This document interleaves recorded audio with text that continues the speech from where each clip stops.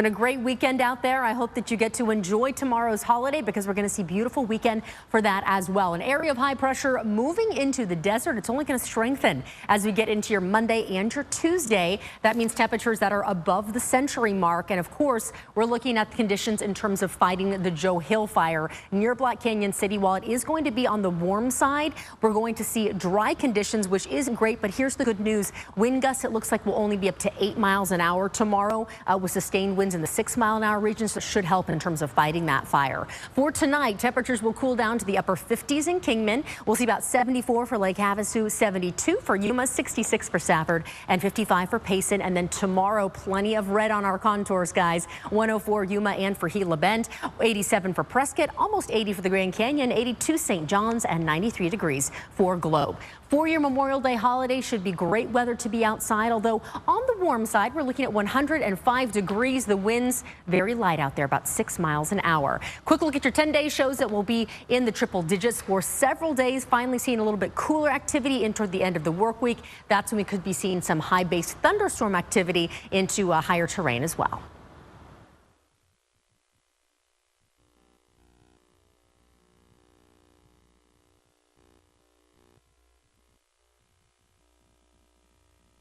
Joining us tonight, we begin with a sad story on this Memorial Day weekend. The body of an 18-year-old Mesa man pulled from Lake Mary early today. That is southwest of Flagstaff. The Coconino County Sheriff story out of the South Valley, where police say a mother was stabbed and killed by her own son. 2 other people were reportedly hurt in that attack. Fox 10's Stefania Coley has been following this story and is live now with details. Stefania? Linda and Christy, this was obviously a very tragic Sunday morning for this family. According to investigators, other family members witnessed this attack. A couple of them tried to step in. Unfortunately, they were hurt, and the mother was ultimately killed. Now her son is facing murder charges. Phoenix police block off each corner on West Donor Drive in Levine. Honestly, we thought maybe it would be drugs or something like that, but it was a little frightening. We knew something major had happened. Neighbors disturbed to learn a mother was stuck inside. It was the last thing she expected to see on a Sunday morning. We walked outside of the house and saw all the police cars here and everyone out on the porch. Police were called to the home around 11. We're told a 62-year-old mother was found stabbed several times. She was taken to the hospital but did not survive. Police arrested her son, who they say was behind the attack. Family members gathering outside the home as they were interviewed by detectives. 2 of them also hurt during the stabbing. Investigators say they reportedly struggled to hold the mother's son down and were cut with the knife. Most neighbors on the block say the family was fairly new to the area. Yeah, relatively quiet. Investigators have not said what led up to this attack. We feel bad for the family, of course, that they are going to go through that and that had to, whatever problem there was, it had to come to that. Police have not yet released the name of the mother or her 42-year-old son. Investigators told me earlier this evening that he will be facing second-degree murder charges. That is the latest here in Phoenix. And Stefania Coley, Fox 10 News. Stefania, thank you. On to a 3-alarm fire up north. It started late last night and caused problems for most of today. It even forced some people from their homes. Those flames were dangerously close in Black Canyon City and took nearly 300 firefighters from 8 valley cities to contain. Marcy Jones was there and has the story. I saw smoke on the valley out.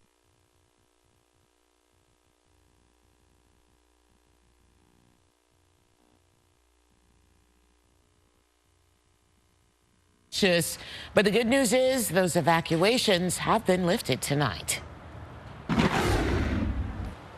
Obviously a warm weekend out there, and it's going to be warm to start your work week as well. With the fire still burning, of course, we're looking at conditions in terms of fighting the fire. So let's take you on out over to our maps. Of course, winds, something that we consider during fire season. Good news here is take a look at the gusts. The only place that's registering even on our map is in Globe. Gusts 10 miles an hour. This is quite different than what we saw earlier Thankfully, those winds have relaxed as we've gotten into the later evening hours. Now, in terms of fire conditions out there, let's take you on over to our map and show you what we're dealing with in terms of the temperature expected for tomorrow and the winds that we're expecting to see tomorrow. Here's a look at the Joe Hill fire. As we zoom in, you'll notice there right in the Black Canyon City area, as Marcy talked about, tomorrow's high about 105 degrees, the humidity on the low side at 12%. But the good news is those gusts are only going to be 8 miles an hour. Sustained winds about 6 miles an hour. And we'll talk more about the warm weather coming up for the rest of your holiday forecast a little bit later on the show. The man accused in the deadly shooting on the NAU campus will be back in court sometime this year. A retrial date of October 10th has been set for Stephen Jones. This comes after a judge declared a mistrial just last month. It was reportedly set for August, the new trial, but attorneys on both sides agreed they need more time. Jones is accused of shooting and killing 20.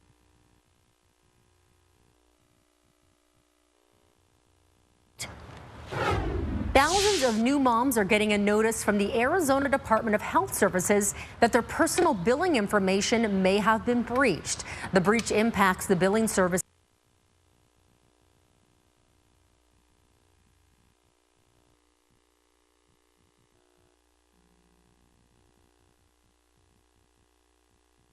It's part of us, change the perception around it, and I'm doing that, I'm trying that, but it takes a lot of work, because I mean, I've been dealing with this for like 14 years now.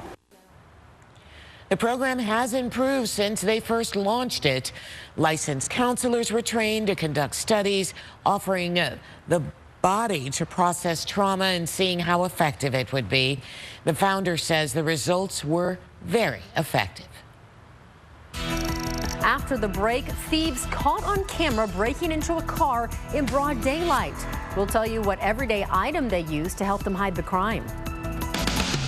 Well, this is truly one of the best homegrown stories of the year, from her days in junior golf to ASU to beating breast cancer.